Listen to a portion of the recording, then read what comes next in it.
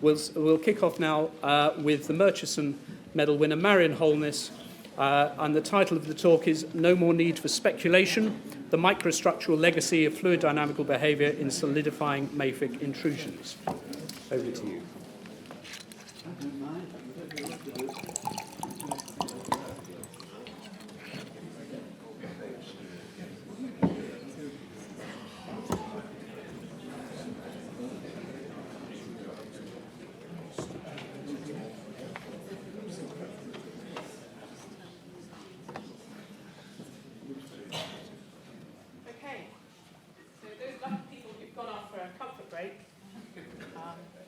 Soon. Right, so this is my my official title, but actually the real title is Why Do We Care? Why do we care about microstructures? All the sort of kudos these days comes from having a very large lab full of shiny stainless steel machinery. Why would we bother with a microscope anytime soon? Well, actually, you all care about microstructure. Okay, microstructure governs the physical properties of everything, the chairs you're sitting in, the ice cream that you might go home and eat. The microstructure of the ice cream determines how it feels in your mouth, how it tastes, how it lasts in the fridge. It really matters. It also controls the properties of a turbine blade. Is it going to fall apart? What about aeroplanes? It's the microstructure of what the aeroplane's made of that keeps it up in the air. So, you know, if the microstructure was wrong, and your aeroplane fell out of the sky, it would make a huge mess.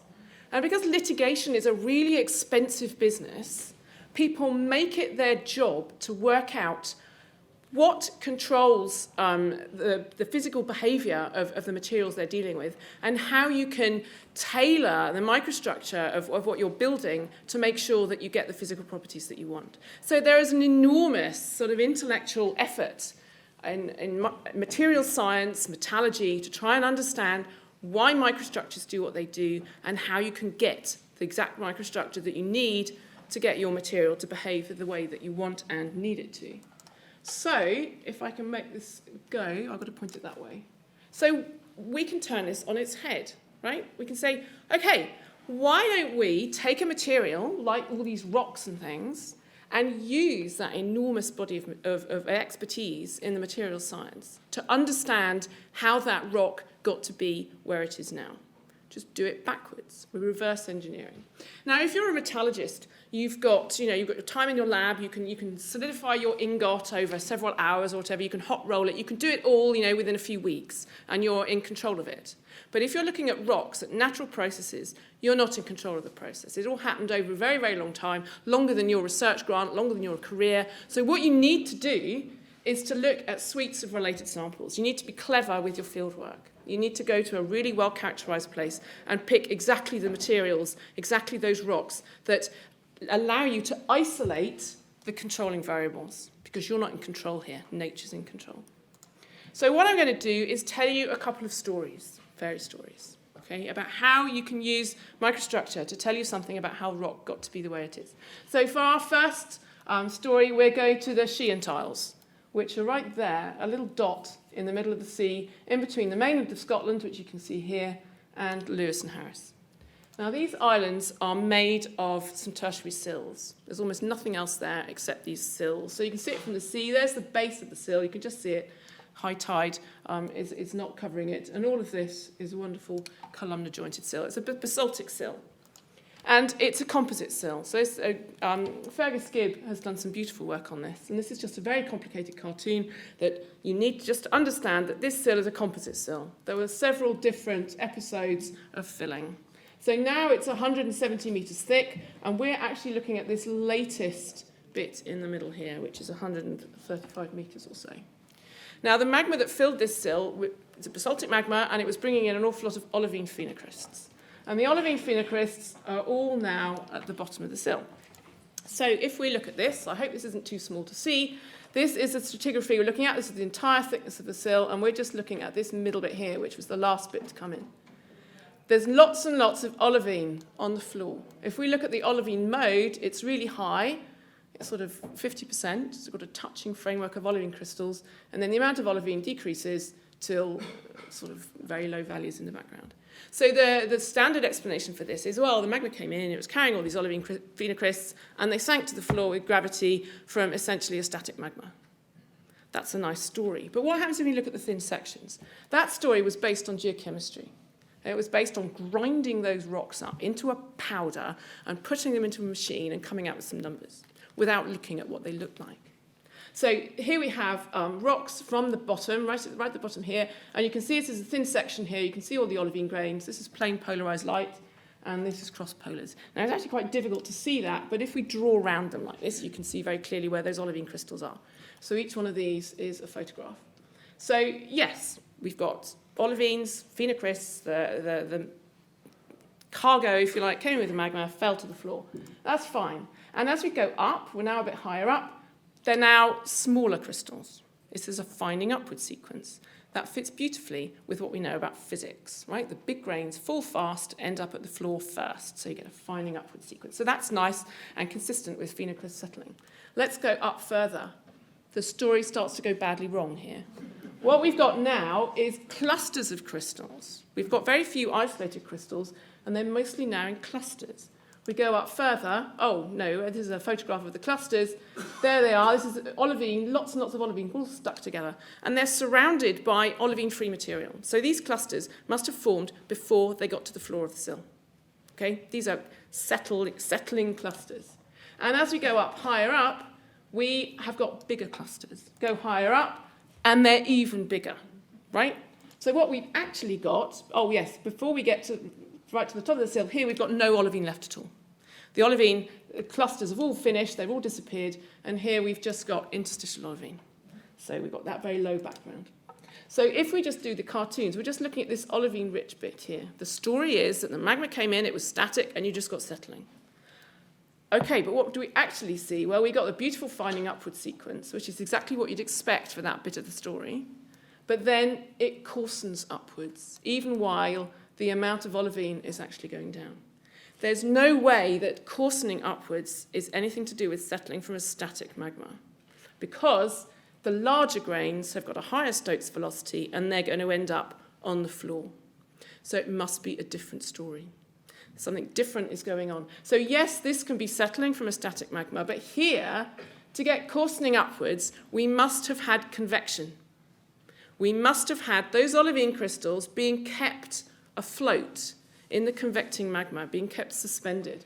And then they gradually escaped from that convecting magma, just as they entered the stagnant lower boundary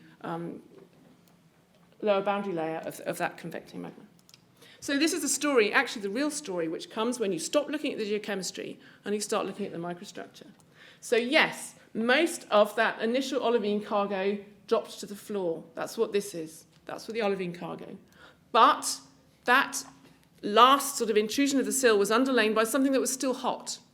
And that messed up with it's created some really asymmetric cooling, and that triggered convection in this bulk magma here. So if there were any tiny olivine particles that hadn't actually managed to fall to the floor, they are suspended in the convecting magma. They're going to grow bigger. They're going to come together by synusis. They're going to form clusters. And the longer your cluster can stay suspended, the bigger it's going to grow. So with time, you are going to gradually get those clusters looking bigger and bigger and bigger as they have longer suspended in the magma. So the longest surviving ones at the top here are the biggest. It is the signature of convection. And then at this point here, all the remaining olivine is all gone. All we've got is just that last little bit of olivine that can crystallize from the remaining interstitial magma to make those interstitial poikilotic grains. So that's really nice. You know, it really doesn't take very long sitting down with a microscope, looking at a series of thin sections to realize that that initial sort of story of settling from static magma isn't correct. You just have to use the microscope.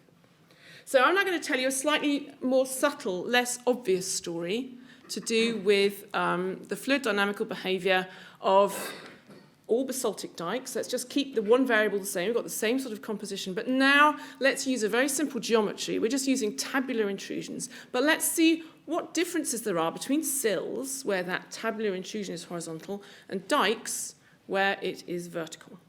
What differences do we see? Right, so plagioclase grain shape is a function of cooling rate. If you grow it really, really fast, you end up with some very exotic shapes here. But if you're cooling it slowly, you get nice sort of plagioclase laths. But the shape of those laths also depends on cooling rate. So we've got a nice little photograph here. This is a plagioclase phenocryst set in ground mass. And you can see that the phenocrysts are shorter and fatter than the ground mass crystals. So what we're seeing is the slower you grow your plagioclase, the shorter and fatter it is. And the faster you grow it, the more bladed it's going to become. Okay, so now let's look at a well-characterized example where we know exactly what the cooling rate was. A nice, simple basaltic dike or sill, and see what happens. So I'm going to quantify this using the simplest method possible because I'm not a very numerical person. So this is the easiest way I could think of doing it. You just take a thin section photograph, and for every single plagioclase grain you can see, you draw on the long axis and the short axis, and you work out what the aspect ratio is for that grain, and then you take the average of all the grains in the section. So I'm looking at the average aspect ratio. Now that's an apparent aspect ratio because this is a two-dimensional section through a three-dimensional object. But this is a really easy thing to do. You can set your undergraduate students to measuring these things. And I do, in fact.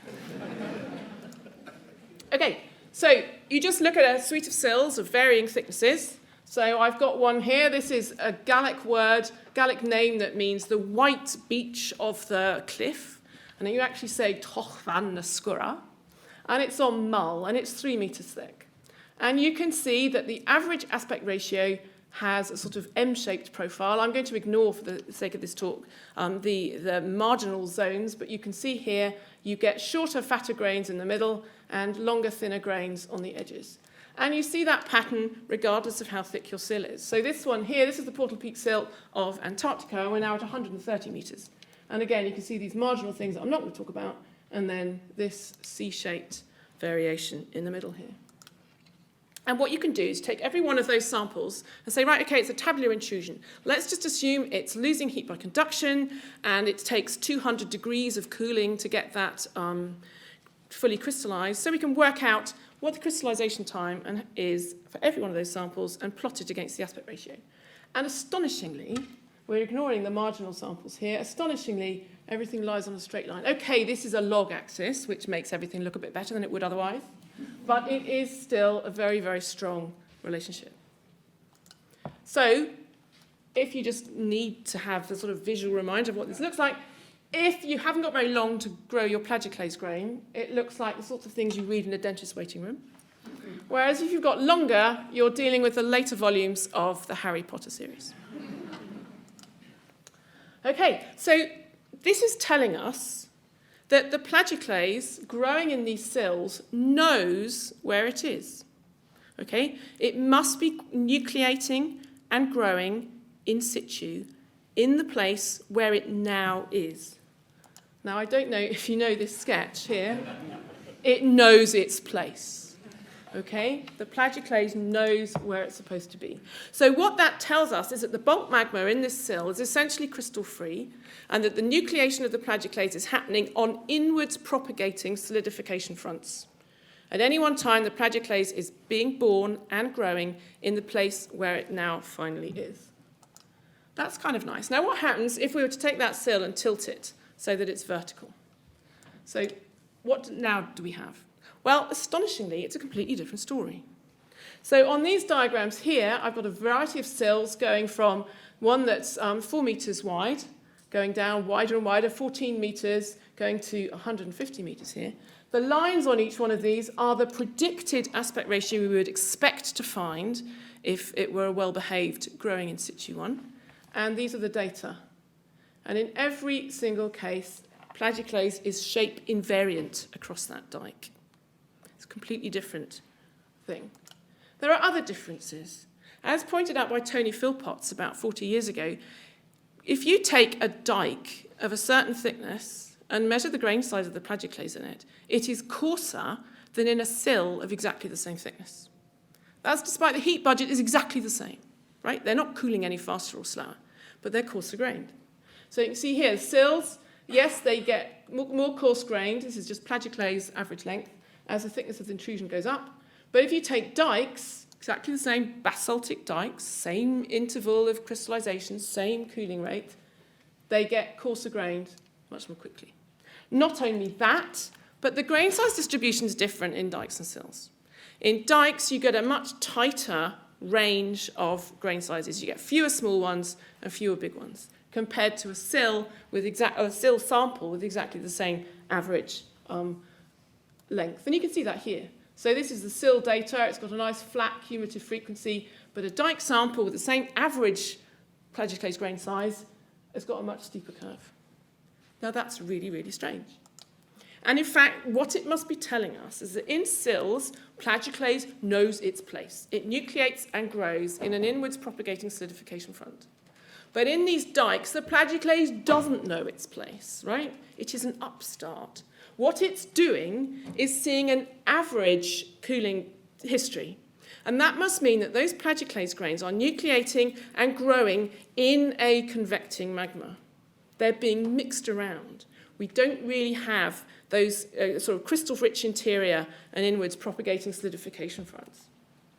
So once you've got your dike, it is propagated and the magma is then stops flowing through the dike, it's no longer acting as a conduit, you've got a penny-shaped crack and it's got cooling at the vertical walls, sets up an instability, and you've got vigorous convection in that dike.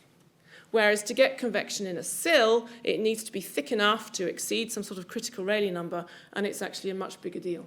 So it's a completely different crystallization regime. And the only way you can pick it out is using your microscope and just checking the shape and the size of the plagioclase grain. Okay, but are all dikes the same? Now, I wouldn't put that question up if the answer was no. Or yes, in fact. Okay, so here we have a map here. We have got all those tertiary igneous centres, which sent out an enormous amount of basaltic material in dikes and lava flows and what have you. All those dikes that I showed you before were all collected from pretty close to where the magma came from. And pretty much the magma in those dikes just propagated upwards through the crust. It moved 30 kilometres at most. But the Mull centre here has got a dike swarm associated with it. And the dikes go across southern Scotland here and across the northeast part of England, and they actually go into the North Sea and almost into Dutch territorial waters. There's another set of laterally propagating dikes from the Northern Irish tertiary centres, and you can pick them up in Anglesey. So if you look at these ones have laterally propagated for hundreds of kilometres. They tell you a different story.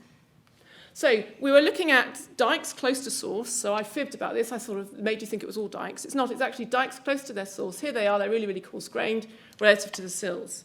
Let's compare that with those dikes that have propagated laterally through hundreds of kilometres of cold crust.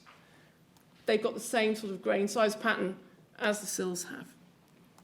And they have exactly the aspect ratio that you expect the sills to have. So this is the line here is what you'd expect from that sill relationship, and lo and behold, it's all very, very well behaved. This one here, the Plasmeni one, we're not actually sure how thick this dike is because it's not exposed, but you can see for a range of possible thicknesses between 55 and 70, it lies on pretty much where you'd expect it to be. So in the laterally propagating dikes, the plagioclase knows its place. We cannot have had that vigorous convection. We must have had a relatively static magma, maybe because when it goes for hundreds of kilometres through cold crust, it's picking up lots and lots of little small crystals, and that damps the convection when the flow has finally stopped. So the convection in these ones, a long way from their source, can't possibly have been strong enough to dislodge crystals or maintain them in suspension.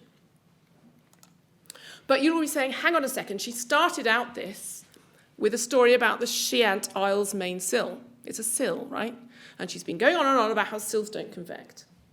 But the Chiant did convect. The olivine story from the Chiant tells you that there was really vigorous convection, and it was keeping those whopping great olivine clusters in suspension for a long, long time. So what does the plagioclase tell us? The plagioclase tells us that that is exactly right. So if we look at this bit of the section here, so we're going, this is the plagioclase outside the oikocrysts. The plagioclase inside the oikocrysts is doing something really, really interesting, which I'm not going to tell you about because I've only got 15 minutes. But here, yes, you have got invariant-shaped plagioclase. You have not got that U-shaped central well that you have in all the other sills. So yes, it fits. The olivine grains are being kept in suspension and the plagioclase grains are being kept in suspension. So you've got a shape invariant distribution of plagioclase in this vigorously convecting magma. Now, why is it doing that? Why is the Chiant so different from all the other sills? Well, it's because it was underlain by 23 metres of really hot pickrite that had intruded just immediately prior before. And that set up a really strong asymmetry in the heat loss, and so you got convection in that sill. So any other sill, if you've got a nice big heat source at the bottom, that will convect as well. But all the others didn't. So I guess this is a pretentious slide, right?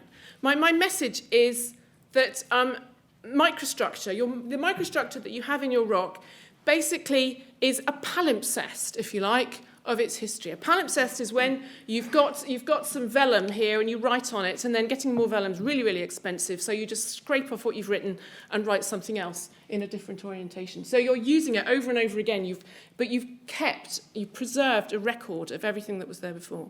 It's all been imprinted. So what you need to do to get right back to rock history is just to read back through that palimpsest. If you can read microstructures, you can get information that you can't get in any other way. Your geochemistry is not going to help you at all. So it's your thin sections that are going to tell you where you need to go. And this is my favourite bit of graffiti, and this is what I'm going to leave you with. Okay? So don't think you know it all. Look down your microscope, because that's where the answers are going to be. Thank you.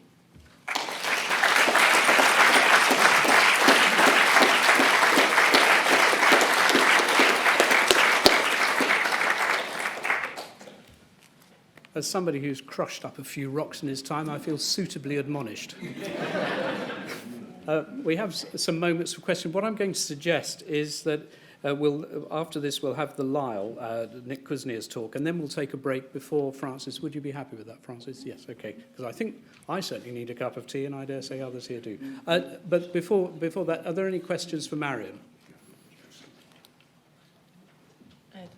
One Ed down here. There's a microphone, Ed. Say a little bit about how the synuesis comes to pass, and you see it in the plagioclase as well as the olivine. If you manage to get them to swim together, why doesn't the vigorous convection break them up? Three questions. You can answer the first one. I've never understood how they find each other in that. There are matchmakers involved. It's not just them finding each other. They are being moved around in convection currents. And when they come together and they either touch in a low energy orientation or they're close to it and they can rotate into a low energy formation, they'll form a low energy grain boundary, which is actually really strong and you cannot break it apart again. So that's how it happens. And you do see it on plagioclase, yes, as well. Absolutely, yes. Any more? No, let's call it an end. Thank you very much, Marian.